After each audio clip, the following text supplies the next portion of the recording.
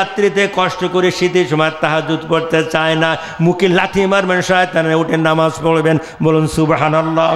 আব্দুল কাদের জিলানী রাহমাতুল্লাহ তার জীবনীতে দেখেছে উনি একদিন ফজরের নামাজ পড়বেন। উনি যে মসজিদের ইমামতি করতেন সেই বিরাট বিরাট পুকুর, বিরাট ঘাট, ওই ঘাটে ফজরের আজান হয়ে গেছে, সুন্নত পড়া শেষ হয়ে গেছে, জামাতের টাইম শুরু হয়েছে, কিন্তু আব্দুল কাদের জিলানী রাহমাতুল্লাহ আলাইহিকে খুঁজে পাওয়া যায় না। সবাই বলে কি হুজুর কেবলা কোথায় গেলেন? তার সমস্ত এলাকায় বাড়িতে এখানে সেখানে খোঁজাখুঁজি করে, কোথাও পাওয়া যায় না। এবার একজন বলছে আমি উজু করলাম, দেখলাম উজু ওই টোকা সেলার মধ্যে দেখলাম একটা নড়াচড়া যেন করতেছে, মাছ না মানুষ আমি টের পাইনি, সব পাগলের মতন দৌড়ে গেছে। সেলার সরে তাকাই দেখে, উঁচু করে দেখে আর কেউ না, আব্দুল কাদের জিলানী রাহমাতুল্লাহ আলাইহি। ওনার গায়ে যে লেপটা রাত্রে কম্বলটা গায়ে দিতেন, কম্বলটা গায়ে আছে, যে কম্বলটা বিছাই শোতেন সেটাও গায়ে দিয়েছে, যে মাদুরটা বেঁচেতেন সেটাও গায়ে দিয়েছে, মাথায় টুপি আছে, পাগড়ি আছে, সব কিছু আছে। উনি ওই মাঘ মাসের গভীর রাত্রিতে শীতে ওই পুকুরের ঘাটে নাকটা বের করে দিয়ে তিনি পানিতে ডুবে আসেন। সব মুরিদানরা হাত ধরে টেনে নিয়ে বলছে হুজুর কি সর্বনাশ, আপনার মতন আল্লাহর ওলি যদি এমনভাবে পানিতে ডুবে থাকেন, কে ফজরের নামাজের ইমামতি করবে, কে আমাদের নেতৃত্ব দেবে, কে আমাদের মারিফাতের ট্রেনিং দেবে, কে আমাদের কাশফ জারি করাবে, কে আমাদের কলবের চিকিৎসা করবে? হযরত আব্দুল কাদের জিলানী রাহমাতুল্লাহ আলাইহি বলেন খবরদার তোমরা কিচ্ছু মনে করো না, আমি এখন উঠি ফজরের নামাজ পড়বো। বলুন সুবহানাল্লাহ। নামাজ হয়ে গেল, কেউ সাহস পায় না হুজুর আপনি কেন পানিতে কিনলে মুডে কম্বল মুড দিয়ে শুয়ে থাকলেন, কারণটা কি? নামাজ হয়ে গেছে, সবার মনে জিজ্ঞাসা প্রশ্ন, কেউ তো সাহস করবে না হুজুরের কাছে প্রশ্ন করতে। উনি নিজে নিজে প্রশ্ন করে বলতেন, হে আমার মুরিদ মোত্তাকিদের, আমার সালেকেরা, আমার আপনজনেরা সরো, হে আমার কলবি সন্তানেরা শুনে নাও, শুনে নাও, আমি রাত্রিতে এই পানিতে কাটাইছি। বলে কেন? বলে আমি গভীর রাত্রিতে উঠে তাহাজ্জুদ নামাজ পড়বো, আমাকে এমন ধরা ধরেছে নফস শয়তান যে আমি উঠতে পারতেছি না, একটু চোখ ডুলে উঠি, ঘুম ভেঙে যায়, আবার যেন আমার চোখটা বন্ধ হয়ে আসে। বারবার যখন এমন করে নফস শয়তান আমাকে ধোঁকা দিতেছে, হে আমার আপনজনেরা, হে আমার কলবি সন্তানেরা, আমি চিন্তা করলাম এই নফসকে যদি সোজা না করা যায়, এরপরে আমার রাত্রিতে ইবাদত বন্দেগী করতে দেবে না। আমি সাথে সাথে সেই লেপ তটক যা ছিল সবগুলো গায়ে জড়ে আস্তে আস্তে গভীর রাত্রিতে আমি পুকুরে যে ঠান্ডা পানিতে, মাঘ মাসের হাড় কাঁপানো ঠান্ডা পানিতে আমি ডুবি আছি। আর ডুবে নাকটা বের করে নফসকে বলতেছি, ও নফস রে নফস শয়তান, তুই আমাকে কিভাবে জাহান্নামের পথে নিয়ে যাবি সেই ষড়যন্ত্র চক্রান্ত করতেছিস, আমি কিন্তু তোকে ছাড় দেব না। এই মাঘ মাসের রাতে এই হাড় ভাঙা শীতে তোকে পানিতে চুপাই চুপাইকে সাইজ করব। রঙ্গে যার রে কলবদা তুমি সাওয়াত, রঙ্গে যার রে কলবদা তুমি সাওয়াত, পেশে আতর সুসে আরো মেশাওয়াত। আগুন যেমন স্বর্ণকারেরা আগুন জ্বালাইয়ে লগুলো দেয়, মরিচা ধরে লগুলো দাখন দা করলগুলো ঢুকাই দেয়, যখন আগুনের উপর লাল টকটকি হয় আবার পিটান শুরু করে। যখন সোনার গহনা বানায় তখন হার চেন বানায়, রুলি বানায়, আগুনে জ্বালিয়েও পিটায়। এমন করে আগুনে পিটায়, আগুনে পিটায়, আগুনে পিটায়। স্বর্ণরূপা বলে, ও স্বর্ণকার ভাই পিটাও, কোনো কি অপরাধ করেছি? বল তোমরা জানো না, তোমাদেরকে জ্বালাইয়ে আগুনে জ্বালাইয়ে যত পিটাবো তোমাদের দাম তত বাড়বে। আমি পিটাইয়ে তোমাকে যখন রুলি বানিয়ে দেব তখন 90,000 টাকা ভরি বিক্রি করব। যখন একটা চেন বানিয়ে দেবো 1 লক্ষ টাকা ওজন আমি তোমাকে বিক্রি করব। কিন্তু যদি আগুনে দিয়ে পিটাইয়ে তোমাকে সাইজ না করা যায়, তোমার কানাকড়ি মূল্য কেউ দেবে না। ঠিক না বে ঠিক? এই জন্যে যে আমাদের জীবনটাকে এরকম ঝাল দিতে হবে, ঝাল দিতে হবে, শয়তানের মুখে লাথি মারতে হবে।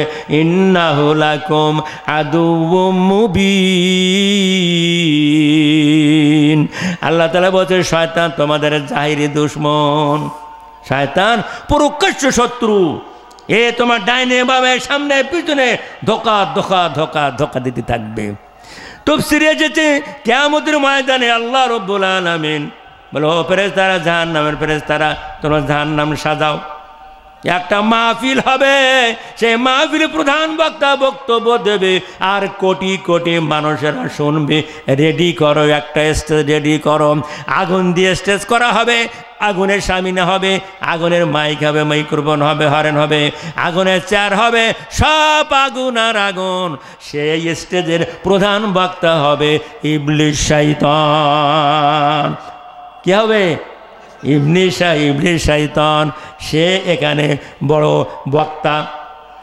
যখন তাকে উঠানো হবে থরথর করে কাঁপতে থাকবে, নাক মুখ দিয়ে তার মগজ গলি পড়তে থাকবে, আর তার সামনে কোটি কোটি মানুষ থাকবে, ওই জাহান্নামী মানুষেরা, যারা শয়তানের কথা শুনে তার ব্যক্তি জীবনে, পারিবারিক জীবনে, অর্থনৈতিক জীবনে, সামাজিক জীবনে, রাষ্ট্রীয় জীবনে, আন্তর্জাতিক জীবনের সকল ক্ষেত্রে যারা শয়তানকে অনুসরণ করেছে, শয়তানকে ভালোবেসেছে, শয়তানের শিক্ষা গ্রহণ করেছে, শয়তান সুদি কারবার করে সে তাই করেছে, শয়তান ঘুষি কারবার করে সে তাই করেছে, শয়তান মালে ভেজাল দিতে বলে সে তাই দেয়, ওজনে কম বেশি করতে বলে তাই দেয়, চুরি করতে বলে, ডাকাত করতে বলে, পকেট মারতে বলে, কোরআনের বিরুদ্ধে করতে পারে, নবীর বিরুদ্ধে কথা বলতে বলে, নবীকে রঙ্গিলা বলায়, নবীর বিভিন্ন ব্যঙ্গ ছবি তৈরি করে। আল্লাহ নবী যেন পাগল আর পাগল যাও না বুঝে লাবুলা বলতো ইবলিস শয়তান। এভাবে মানুষকে ধোঁকা দিয়ে দিয়ে কোরআনের পথ থেকে, হাদিসের পথ থেকে, ইসলামের পথ থেকে, আল্লাহ রাসূলের পথ থেকে এসে তারা ভাগাইয়ে নিয়ে যায়। ওই দিন ইবলিস শয়তান স্টেজে বসবে, বলবে এই আমার সাথীরা, আলাম আহাদ ইলাইকুম ইয়া বানি আদামা আল্লাহ তা'বুদুশ শাইতান ইন্নাহু লাকুম আদুউম মুবিন। আল্লাহ তাআলা বলবেন, এই মানুষেরা, আলাম আহাদ ইলাইকুম ইয়া বানি আদামা, আল্লাহকে তোদেরকে বলে নাই আল্লাহ তা'বুদুশ শাইতান, খবরদার শয়তানের তাবেদারি করো না। ওর ওয়াজ কি হবে দেখেছেন? ওই জাহান্নামের বিরাট ওয়াজ মাহফিলের, তাফসীর মাহফিলের প্রধান বক্তা হবে ইবলিস শয়তান। আর তাফসীর শুরু করবে সূরা ইয়াসিন থেকে, তাফসীর শুরু করবে যে বলো আলাম আহাদ ইলাইকুম ইয়া বানি আদম, হে বনি আদম, হে মানুষেরা, আল্লাহ কি বলি নাই আল্লাহ তা'বুদুশ শাইতান, তোমরা যেন শয়তানের কথা মানো না, শয়তানের গোলামি করো না। ইন্নাহু লাকুম আদুউম মুবিন, আমি ছিলাম তোমাদের জাত শত্রু। কিন্তু দুনিয়ার আরামকে তোমরা ভুলে গিয়েছিলে, আখিরাতকে বলেছিলে গিয়েছিলে, আখিরাতে সে দুনিয়াকে তোমাদের কাছে প্রিয় ছিল। অথচ আল্লাহ বলে ফালিকাতিল ফি সাবিলিল্লাহিল্লাযিনা ইয়াশরুনাল হায়াতাদ দুনিয়া বিল আখিরাহ। তাদের জন্য ইসলাম সাজে, তাদের জন্য আন্দোলন সাজে, তাদের জন্য যুদ্ধ জিহাদ করার সাজে, তাদের জন্য জানমাল কোরবান করা সাজে, যারা দুনিয়ার জীবনকে আখিরাতে বিনিময়ে বিক্রি করে দিতে পারি, যারা দুনিয়া জীবনকে এক নম্বর মনে করবে আর আখিরাতের জীবনকে যারা দুই নম্বরে মনে করবে। আল্লাহ তাআলা বলেন ইন্নাল মুনাফিকিনা ফিদ দারকিল আসফালি মিনান নার। ওরা মুনাফিক, ওরা ওদের নাম আব্দুল মজিদ মুসলমানদের নাম, ওদের নাম রহিমা হাজারা মুসলমানদের নাম, ওদের নাম ছিল ওদের রেকর্ড পত্রিতে, ওদের দলিল দস্তখতে, ওদের সার্টিফিকেট ছিল আব্দুল মজিদ আব্দুল্লাহ আসিয়া সালা, কিন্তু মূলত ওদের কলবের মধ্যে কোনো ইসলাম ছিল না। শুধু শয়তান আর শয়তান। আর শয়তানু জাসিমুন আলা কলবি বানি আদম ফাইজা যাকরাল্লাহ খানাসা ওয়াইজা গাফালা ওয়াসআসা। আল্লাহ নবী বলেন শয়তান তোর কলবের উপরে বাসা বেঁধে আছে, ওর বাসা নীড় আপনি আমার কলবের উপরে, ওখানে বসে যা বলবে তা আপনি করবেন। যদি তা না উল্টোটা করেন, আব্দুল কাদের রহমতুল্লাহ আলাইহির মতন যে আমাকে বলেছে আরামে ঘুমা, আরামে লেপটা শুনে পানিতে ডুব দিয়ে আসি, কত আরাম তুই দেখ। কিয়ামতের ময়দানে জাহান্নামের মধ্যে ইবলিস শয়তান এইভাবে স্লোগান দিতে থাকবে, ওয়াজ করতে থাকবে, আলাম আহাদ ইলাইকুম ইয়া বানি আদম আল্লাহ তা'বুদুশ শাইতান ইন্নাহু লাকুম আদুউম মুবিন। আল্লাহ বলিনি আমি তো শয়তান, এই তোরা আমার কথা শুনছিলি কে? আমি 1,20,000 টাকা নিতে বলেছি।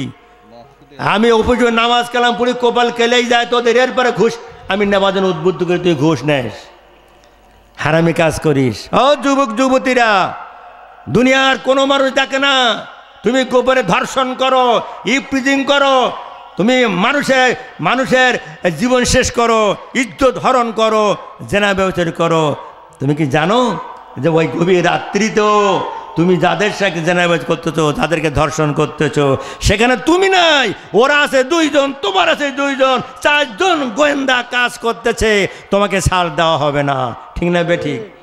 আমরা পুলিশের ভয় পাই, আমরা র্যাবের ভয় পাই, আমরা আর্মির ভয় পাই, আমরা বিডিআরের ভয় পাই, আমরা প্রশাসনের ভয় পাই, আমরা ডিবির ভয় পাই, এনএসএর ভয় পাই, রয়ের ভয় পাই, মোসাদের ভয় পাই, গোয়েন্দা বিভাগের আমরা ভয় পাই।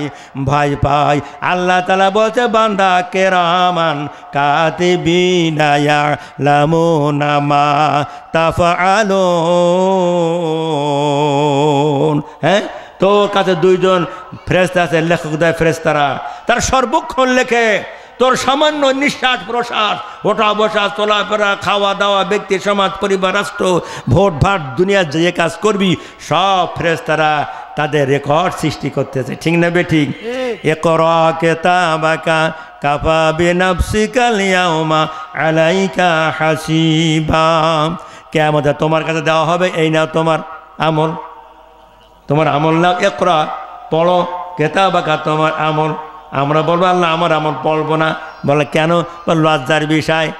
দুনিয়ায় গোপনে একটা অন্যায় করেছি, এখন মা বাপ শ্বশুর শাশুড়ি ভাই বোন নাতি পোতা আপনজন প্রতিবেশী বন্ধু বান্ধব, রসুল বলেছেন তফসিরে এসেছে যে আপনার যতজন ব্যক্তি দুনিয়ায় পরিচিত আছে, পৃথিবীর যতজন মানুষ, নারী পুরুষ হিন্দু মুসলিম, যারা আপনাকে চেনে, আপনাকে বোঝে, আপনার হিসাব যখন হবে, আপনার যখন আসামির কাঠগড়ায় দাঁড়িয়ে আপনার রিপোর্টটা, আপনার আমল নামাটা যখন আপনাকে পেশ করতে বলা হবে, আপনার পরিচিত সকল পুরুষ নারী সব সামনে দাঁড়িয়ে থাকবে।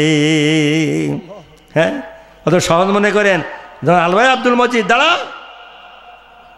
দাঁড়া, এবার বলে একরা পর তোর আমল। আমি তো জানি আমার পাপ, আমি বুঝি না? সবাই বোঝে, যার যার পাপ সে বোঝে, আল্লাহ জানে। হ্যাঁ আল্লাহ, আমার 18 বছর বয়সে ওই রহিমা নামক ওই মেয়ের সাথে আমি ধর্ষণ করেছি, ধর্ষিত হয়েছে। আমি তো সেই জেনাকার, আমি তো সেই পাপী। রাতের অন্ধকারে হাজি সাহেবের ঘরে বাগদা চুরি করেছি, ভেটকি মাছ চুরি করেছি, লোকের পুকুর এক জাল টেনে সব উজাড় করে নিয়েছি, কত মানুষকে খুন করেছি, মানুষ কুত্তার মতন পিটাইয়ে পিটাইয়ে তার বুকের উপরে দাঁড়িয়ে নৃত্য করেছি। আমি তো সেই ব্যক্তি, আমি সব বুঝতে পেরেছি আমি কার কত ফাঁকে দিয়েছি। আমার বোনের জমিগুলো আমি ফাঁকে দিয়ে আমি বড় লোক ছিলাম, আমার ফুবরু জমিগুলো বাপ ফাঁকি দিয়ে আমাকে দিয়েছিলাম। আমি মা বিক্রি করতাম, বড় চালাক বুদ্ধিমান ছিলাম, মালে ভেজাল দিয়ে বেশি করতাম। 1 নম্বর 2 নম্বর পাইল করে ওজনে কম বেশি করে লক্ষ লক্ষ টাকা লাভ করতাম। আর যদি দেশের কোনো নেতা নেত্রী বলতো যে আগামীবার কিন্তু দুর্ভিক্ষ হবে, এবার তো দুর্ভিক্ষর বছর, সে সময় আর চাউল বিক্রি হবে না, গুদুম জাত হয়ে যাবে, সমস্ত পেঁয়াজগুলো, রসুনগুলো, তেলগুলো, পেট্রোলগুলো, সব মালগুলো সব গুদামজাত হয়ে যাবে, আর বিক্রি করবে না। এর জন্য করবে না, যদি 2 মাস দেরি করি 2200 টাকা চাল 4400 টাকা বিক্রি করা যাবে। ঠিক কিনা? এই গুদাম দখল হারাম, কোনো মুসলমানের বাচ্চারা করবেন না। আপনার মাল কিন্তু হারাম হবে, আপনার টাকা হারাম হবে। ওই টাকা দিয়ে হজ করবেন, নামাজ পড়বেন, ওই মসজিদ বানাবেন, মাদ্রাসা বানাবেন, যে কাজ করেন কোনোটা সওয়াব পাবেন না। আর হারামি টাকা সবের উদ্দেশ্যে ব্যয় করা গোনায় কবিরা। লোকের কাছে সুদ খেয়ে ঘুষ খেয়ে পাশায় বাড়ি মেরে টাকা নেছেন, সেই হজ করে ডবল হাজি, 3 হাজি, 14 হাজি, 10তম হাজি। তুমি 100 বার হজ করো, তোমার হজ আল্লাহর দরবারে কবুল হবে না।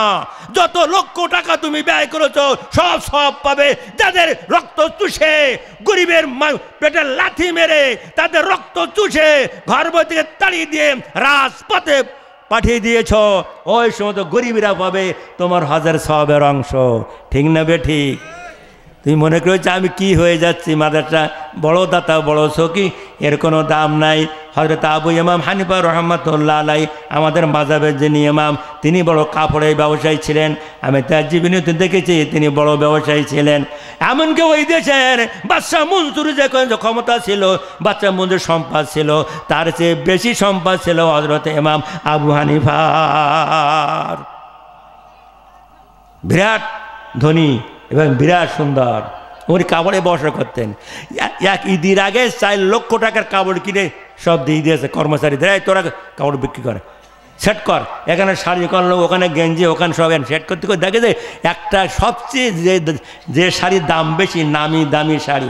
আমি কলকাতায় গেছি, এক দোকান যাই, বলছে ভাই শাড়ির দাম কিরকম? তো বাংলাদেশ এসেছেন, কিরম শাড়ি নেন তো জানি না। আমি বলেন তো মাঝামাঝি, তো মাঝামাঝিগুলো 1.5 লাখ টাকা দাম,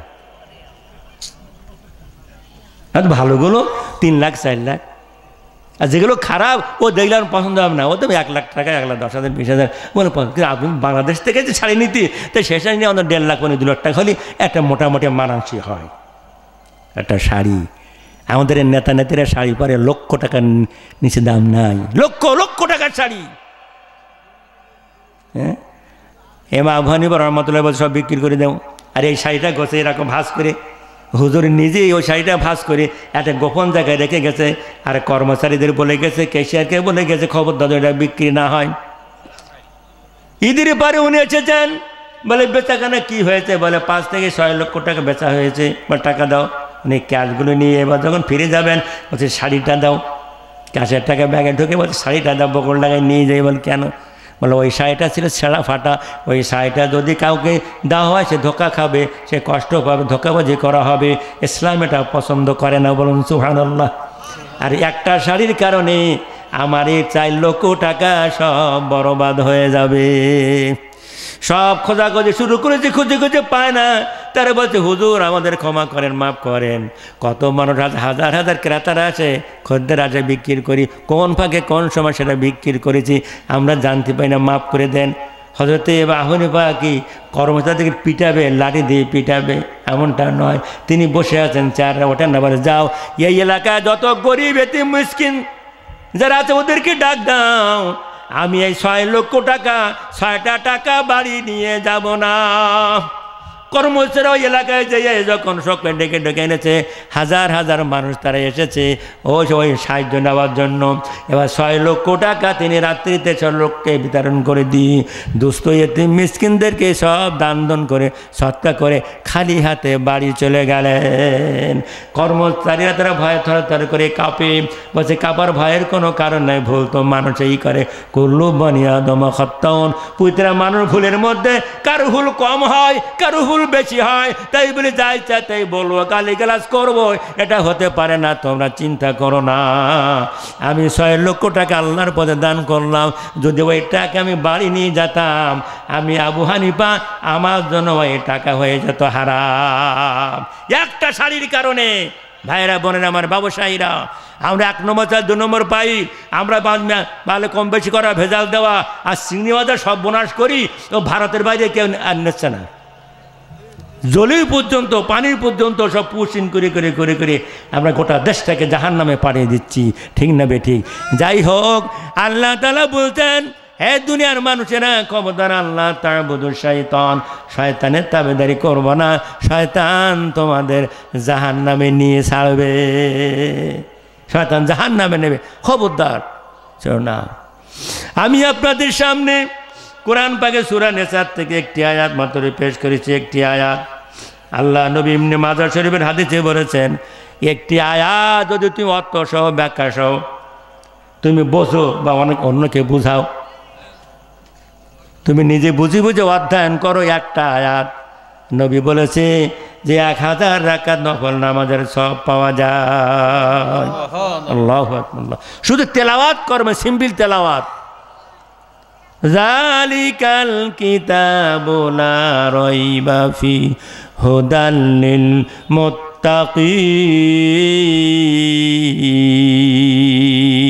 শুধুই তেলাওয়াত করবেন একটা আয়াতে 400 রাকাত নামাজের সব। আর যদি অধ্যয়ন করেন, বুঝে বুঝে পড়েন, অধ্যয়ন করেন, তাহলে আল্লাহ নবী বলেছেন যে একটা আয়াতে অধ্যয়ন করলে অথবা তার ব্যাখ্যা তফসির যদি মন প্রাণ দিয়ে শোনা যায়, নবী বলেছেন 1000 রাকাত নফল নামাজের সওয়াব আমলে লেখা হয়। ও ভাইরা বোনেরা আমার, আমি প্রায় জায়গায় বলি, আমি যে ওয়াজ করে কথা বলি, এ মুরব্বী মানুষের ওয়াজার দরকার নাই, বুড়ো মাইসের ওয়াজ লাগে না। ওয়াজ শুনলেও নামাজি, না শুনলেও নামাজি, ঠিক না বেঠিক? আমাদের দেশের মুসলমানরা যখন 60-70-80 বছর বয়স হয়ে যায়, হজে যায়, আমরা গিয়েছি গভীর রাত্রিতে, দেখবেন ওই মুজদালেফা সারা রাত থাকতে হয়। একজন আমাকে বলছে, হুজুর আপনারা বাংলাদেশের হাজিরা কোথায় থাকেন? আমরা সব দেশের মানুষ বলতে পারি। বলো আপনি কি যান? আপনি ভবিষ্যৎ জানেন নাকি? বলে না জানি না, আমরা বাস্তবে জানি। বলে কেন? বলো বাংলাদেশের হাজির সাহেবরা মুজদালেফা যেখানে সাথে কাশি, ঠুক টুক ঠুক টুক ঠুক টুক কাশি, শুধু কাশতে থাকে, কারণ এমন বয়সে আসে যে ঠান্ডা সহ্য করতে পারে না। 80-90 বছর বয়স মরার আগে নাতি পোতার বলে, তোরা দেখি আমার 2 বাজুদুরে প্লেনে তুলি দিয়ে একসঙ্গে গেছি তো, বাজুদুরে মাজা ভাঙা, হাঁটার কোনো কায়দা নেই, তপ তো করা দূরের কথা। আমি ওই গাড়িতে ঠিলে তপ করেছি কাবা এবং সাফা মারোয়া। এইরকম বয়সে হজে যাবেন না, হজে যাবেন জন বয়সে, গাড়ি হেরায় উঠতে পারবেন, এ কোরআন নাজিল হয়েছে সেখানে নামাজ পড়তে পারবেন, জাবালে সুরে উঠতে পারবেন, জাবালে আবু কুবাইতে, জাবালে রহমতে, সব জায়গায় চলতে পারবেন আপনি, যদি আপনি একটু সুস্থ অবস্থায় যান। আর বুড়ো বয়সে যাবেন, কোনো প্রকারে ভাড়াটিয়া বিল্ডিংয়ে থাকবেন, আর 5 ওয়াক্ত নামাজ তো কাবে করতে পারবেন না। শেষের দিকে 2-1 রাত করে বাড়িতে গল্প দেবেন যে বুড়ি পাগল হয়ে যাবে। বাবারে খোকানমা খোকরবাব কেরাম হজ করলো, এত গল্প তো কেউ দেয় না, কারণ বুড়ো গেলে তো গল্প সার হয়। যাই হোক, আল্লাহ রাব্বুল আলামিন বলছেন, তাই বলছেন যে আমি কিন্তু ওই বুড়ো মাসের উদ্দেশ্যে ওয়াজ করি না, আপনারা রাগ করবেন না, মুরব্বীরা আমাকে মাফ করবেন। যারা যুবক যুবতী, আমি তাদের জন্য ওয়াজটা করার চেষ্টা করি। আল্লাহ বলছেন সাব্বু নাশা ফি ইবাদাতিল্লাহ, জনবশের ইবাদত আল্লাহ দরবারে কবুল হয়, আর জনবশের ইবাদত যারা করবে আরশের নিচে তারা ছায়া পাবে। বলুন সুবহানাল্লাহ। ইমামুল আদলুন, 1 নম্বর ন্যায় বিচারক, যে মেম্বার ন্যায় বিচার করে, চেয়ারম্যান ন্যায় বিচার করে, উপজেলা ন্যায় বিচার করে, এমপি ন্যায় বিচার করে, ওসি ন্যায় বিচার করে, ডিসি ন্যায় বিচার করে, এসপি ন্যায় বিচার করে, একজন গ্রামের মাতব্বর ন্যায় বিচার করে। সে টাকার বিনিময়, সে বিকৃত বিচার করে না, টাকার বিনিময় খুনিকে ছাড় দেয় না, টাকার বিনিময় একটা ভালো মানুষকে আসামি বানায় না, টাকার বিনিময়, ক্ষমতার বিনিময়, চাকরির বিনিময়, গাইবি মাওলা দিয়ে আল্লাহ মানুষদেরকে, সৎযোগ্য খোদাবুরো মানুষদেরকে কেসের পরে কেস দিয়ে, কারাগারে দিয়ে, রিমান্ড দিয়ে, কুরাস ফায়ার দিয়ে, পাঁচের কাছে ঝুলিয়ে তাদের জীবন নাশ করে না, যারা আল্লাহর ভয় করে। ঠিক না বেঠিক?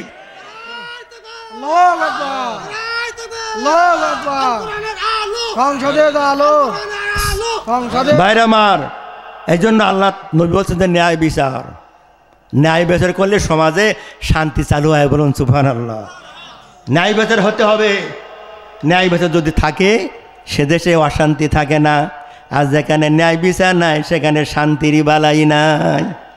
ঠিক কিনা?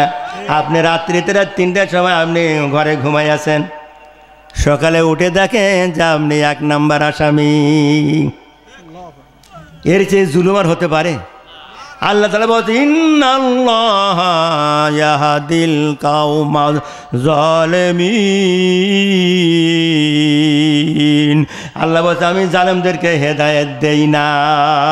আল্লাহ জালেমদের হেদায়েত দেয় না, ওদের সাইজ করে, কিন্তু কেউ ঠেকাতে পারে না। ঠিক না বেঠিক? নমরুদ বলছে যে ইব্রাহিম, হয় তুমি তোমার ওই আকীদা ত্যাগ করবা, নতুবা আমার আকীদায় বিশ্বাসী হবা। নমরুদ বলছে স্যার আপনার কি? ইব্রাহিম বলছে স্যার আপনার আকীদা কি? আমার আকীদা হলো যে আমি হচ্ছে আনা রব্বুকুমুল আলা, আমি বড় রব। মিশরের মানুষের খাওয়া, পড়া, শিক্ষা, চিকিৎসা, বাসস্থানের সব গ্যারান্টি আমি যেহেতু দিয়ে থাকি, সেহেতু আমি হচ্ছে বড় রব। যদি বলে নাউজুবিল্লাহ। কেউ রব মৌখিকভাবে ঘোষণা দিয়ে স্বীকৃতি চায়, আর কেউ মৌখিক না দিয়ে মনে মনে নিজেকে রবের মতন মনে করে গোটা জাতির উপরে জুলুম রিস্টিম রুলার চালায়। ঠিক না বেঠিক? ভাইরা বোনেরা আমার, ইব্রাহিম বলছে, নমরুদ, হতে পারো তুমি আমার বাবার স্যার, বস, আমার বাবার বস তুমি, তাহলে কি ভাবে আমি বাবাও ছাড়তে পারি, তোমাকে ছাড়তে পারি, কিন্তু আমি জালেমদের কাছে মাথা নত করতে পারি না। রসুল পরিষ্কার বলেছেন, যদি কোনো ইমানদার নারী হোক পুরুষ হোক কোনো জালেমকে বাহাবা দেয়, জালেমকে ধন্যবাদ দেয়, জালেমকে বড় মর্যাদার আসনে বসায়, কিন্তু তার মতন বড় জালেম আর এলাকায় নাই, রসুল বলছে ওই ব্যক্তির ইমান থাকবে না। জালেমকে জালেমের জায়গায় মর্যাদা দিতে হবে, জালেমকে জালেমের জায়গায় বসাতে হবে, ঠিক কিনা? ভালো মানুষের জায়গা রাখতে হবে, ঠিক না বে ঠিক? এবার নমরুদ বলছে, ইব্রাহিম তুই হয় ফিরে আয় না সাইজ করবো, যত পারিস তুই সাইজ কর, আমার কোনো ভয়ের কারণ নাই। ফাকানা ইন্নী আখাফুল্লাহ, আমি ভয় করি কার? জোরে বলেন, আমরা কার ভয় পাই? জোরে বলেন, কার? আল্লাহর ভয় পাই, কারো ভয় করবেন না। মাল্লাউল মাওলা ফালাউল কুল, আর একটা প্রবাদ এসেছে যে আল্লাহর হয়ে যায় গোটা মাখলুক তার হয়ে যায়, ঠিক না বেটি? কোনো ভয় নেই। কি করব? যদি আপনার মৃত্যু সময় হয়ে থাকে আপনাকে ক্রস ফায়ারে মারবে, এটা আপনার জন্য কি নিয়ামত, জান্নাতের সিঁড়ি বেয়ে চলে যাচ্ছেন, বলুন সুবহানাল্লাহ। অত সহজ না। খালিদ বিন ওয়ালিদ সারা জীবন কেঁদেছে, কিন্তু যুদ্ধের ময়দানে শহীদ হতে পারে নাই। মরণের আগে তাফসীরে এসেছে, মরণের সময় তিনি ওই বালিশে মাথা দিয়ে শুয়ে কাঁদতেছে, দুই চোখের পানি দিয়ে বালিশ ভিজে যায়। নবী সাহাবীরা যাই বলছে, ভাই খালিদ বিন ওয়ালিদ, আল্লাহ নবী তো তোমাকে তলোয়ার বলে ঘোষণা দিয়েছে, তুমি কেন কান্দো? বলছে, নবী সাহাবারা জানো না, আমার কান্নার কারণ হলো এই, আমি তো জীবনে চাইনি যে এইভাবে আমি মরব। আমি বদরের ময়দানে নবীর বিরোধিতা করেছি, উহুদের ময়দানে নবী দান্দায় শহীদ করাইছি, আমি কোরআনের বিরোধিতা করেছি। এই জন্য আমার ইচ্ছা ছিল যেদিন আমি কলাভাবে মুসলমান হয়েছি ওই দিন আমি তলোয়ার হাতে নিয়েছি, কোরআনের পক্ষে, নবীর পক্ষে, আল্লাহর পক্ষে বাকি জীবনটা ব্যয় করব, আর যুদ্ধের ময়দানে শাহাদাতের পেয়ালা পান করব। জোরে বলুন সুবহানাল্লাহ। ইব্রাহিম আলাইহিস সালাম বলছে, হে নমরুদ, আমি তোমার কথা নেব না, আমি আল্লাহ ছাড়া কাউকে রব মানি না। আল্লাযী খালাকাল মাউতা ওয়াল হায়াতা লিয়াবলুয়াকুম আইয়ুকুম আহসানু আমালা ওয়া হুয়াল আজিজুল গফুর। বলছে আল্লাহ রব্বুল আলামিন তিনি দয়ার সাগর, হায়াত মৌতের মালিককে। জোরে বলেন কে? আরো জোরে কে? কে ভয় হচ্ছে নাকি?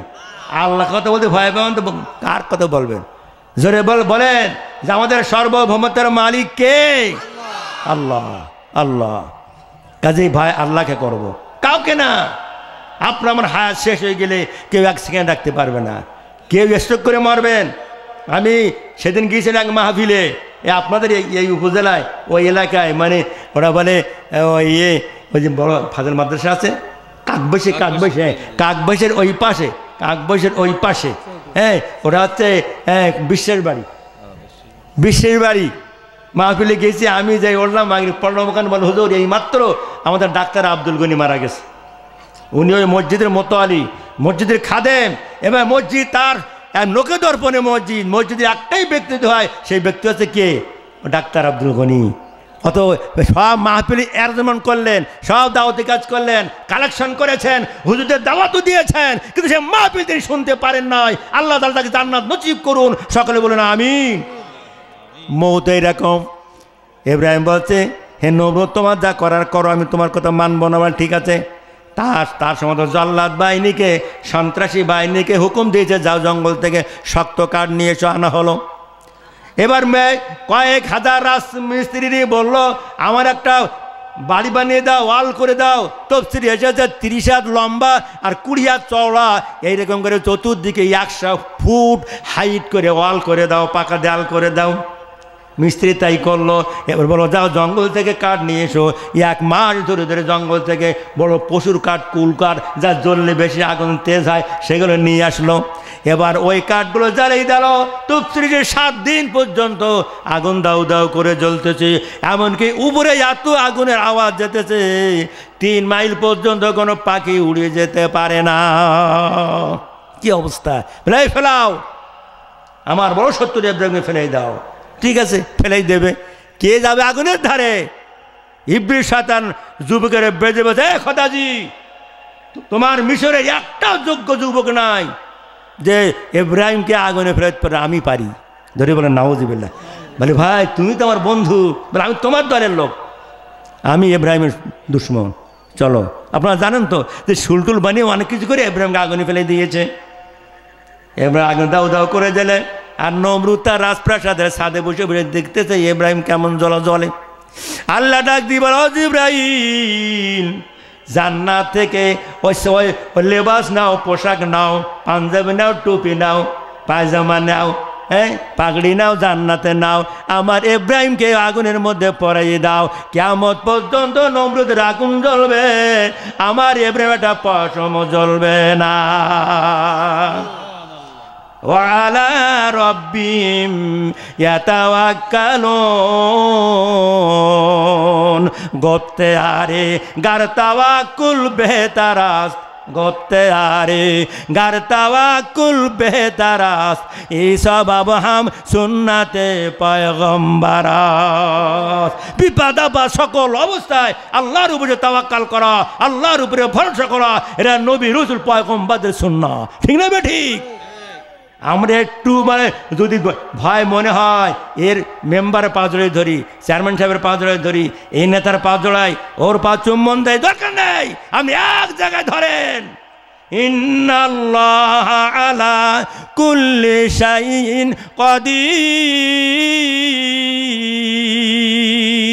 যিনি সার্বভৌমত্বের মালিক, যিনি সারা জানের মালিক, বলুন সুবহানাল্লাহ। ইব্রাহিম বলছে, নমরুদ আমি আমার রফিকুল আলা, আমার বড় বন্ধুকে বলে দিয়েছি, আর সেই বন্ধুকে বলে কইয়ে তোমার আগুনে ঢুকেছি। জোরে বলুন সুবহানাল্লাহ। আল্লাহ ইব্রাহিম জান্নাতে পোশাক নাম নিয়ে গেল, পোশাক পরে গেল। এবার নমরুদ তার ছাদে বসে দেখতেছে ইব্রাহিম ওই জ্বলন্ত আগুনের মধ্যে যেন বাগানে, জান্নাতের বাগানে বসা। জিবরাইল আমিন মিকাইল 70,000 ফেরেশতা নিয়ে এসেছে, বলছে খলিল তুমি বলো, তুমি বলো আমরা এই আগুনটা নিয়ে নমরুদের গোষ্ঠী জ্বালিয়ে দেই আর তোমাকে বাঁচাই। ইব্রাহিম বলছে, হ্যাঁ শুনে নাও, হে ভাই জিবরাইল, তুমিও মাখলুক, আমিও মাখলুক, আমাদের খালেক হলো আল্লাহ। সৃষ্টিকর্তা কে? সৃষ্টিকর্তা আল্লাহ। লাকাদ খালাকনাল ইনসানা ফি আহসানি তাকবীম, আল্লাহ তো উত্তম ফ্রেমে মানুষ বানানোর দায়িত্ব আল্লাহর। আল্লাহ তাআলা বলছেন, হে জিবরাইল তুমি যাও আমার খলিলকে বলো কত সহযোগিতা